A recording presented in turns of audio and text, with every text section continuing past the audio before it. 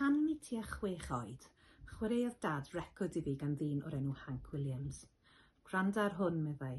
Roedd llais y dyn yn swnio'n drist ac yn ddoniol ar yr un pryd, gan wneud i fi deimlo gallwn ni ddeall ein gilydd tas ni'n cael y cyfle i gwrdd.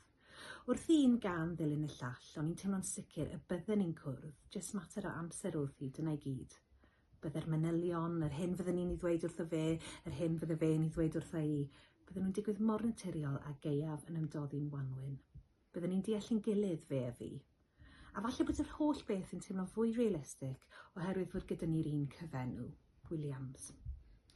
Roedd y dyn yma efo'r wen gam a'r het wen mor real i mi a fy mrawd yn fwy real a dweud y gwir achos mod i'n ei weld e'n ddyddiol, tra bod fy mrawd ymhell i ffwrdd yn syrffo mewn llefydd pell fel Indonesia. Roedd e'n perthyn i ni rhywsut. Lle mae fe'n byw? Be ti'n feddwl? Lle mae fe'n byw? Och, medde dad yn dawel. Mae fe di marw, cariad. O dan fe senau, teimlas yng nghalon yn torri'n dawel bach. Ddim digon i mrifon ofnadwy, just crac, mor fain a blewyn, yn gwbl anweladwy, ond crac fodd bynnag. Does dim ffordd o wybod os yw e dal yno, ond dwi'n synhwyro o rando ar yng nghneuon i fod e. Dros y blynyddoedd nesaf, fe ddigwyddodd yr un peth, eto ag eto ag eto.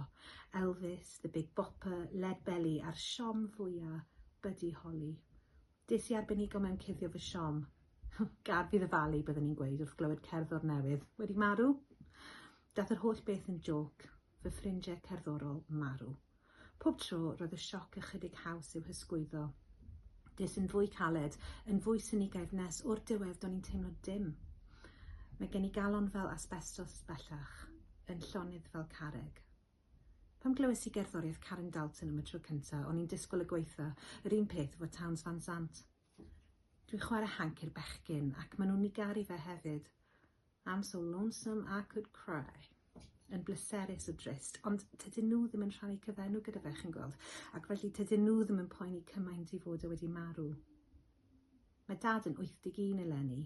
Anyway, dwi ddim yn meddwl am hynna, jyst bod y caneuon yn gwneud i'r meddwl grwydro weithiau. Dyna i gyd.